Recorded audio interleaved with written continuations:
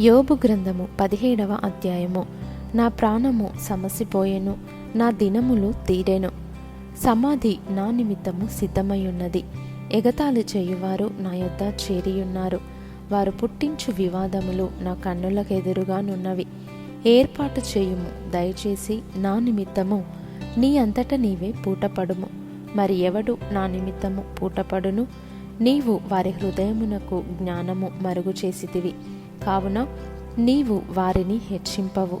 ఎవడు తన స్నేహితులను దోపుసొమ్ముగా ఇచ్చునో వాని పిల్లల కన్నులు క్షీణించును. ఆయన నన్ను జనులలో సామెతకాస్పదముగా చేసియున్నాడు. నలుగురు నా ముఖము మీద ఉమ్మివేయుదురు. నా కనుదృష్టి దుఃఖము చేత మందమాయెను. నా అవయవములన్నీయు నీడవలే ఆయెను. యథార్థవంతులు దీనిని చూచి ఆశ్చర్యపడుదురు. నిర్దోషులు భక్తిహీనుల స్థితి చూచి కలవరపడుదురు. అయితే నీతిమంతులు తమ మార్గమును విడువక ప్రవర్తించుదురు. నిరపరాధులు అంతకంతకు బలమునొందుదురు. మీరందరూ నా యొద్దకు రండి, మరలా దయచేయుడి. మీలో జ్ఞానవంతుడొక్కడైనను నాకు కనబడడు.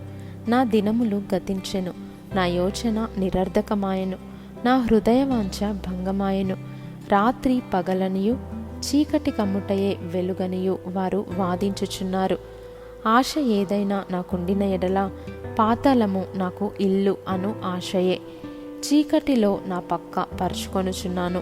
నీవు నాకు తండ్రివని గోతితోనూ, నీవు నాకు తల్లివని చెల్లెలవని పురుగుతోనూ నేను మనవి చేయుచున్నాను.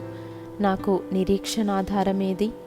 నా నిరీక్షణ ఎవనికి కనబడును? ధూళిలో విశ్రాంతి దొరకగా అది పాతాళపు అడ్డుకమ్ముల యొద్దకు దిగుచున్నది.